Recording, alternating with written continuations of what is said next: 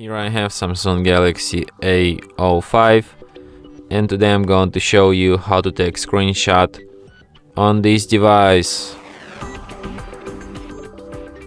Firstly, you should open screen which you want to capture, wherever, could be home screen for me, and then you just press combination of keys, power key plus volume down like this, and the screenshot is taken. Let's take another one, power key, volume down, and that's how I can do it. So one last time, volume down button, power key button, and we got these screenshots. You can find them in gallery in the special album called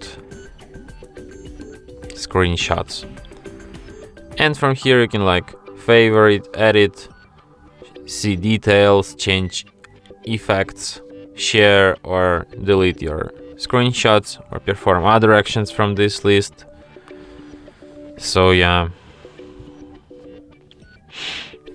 and that's it. Thanks for watching. If you find this tutorial useful, don't forget to hit that like button and subscribe to our channel.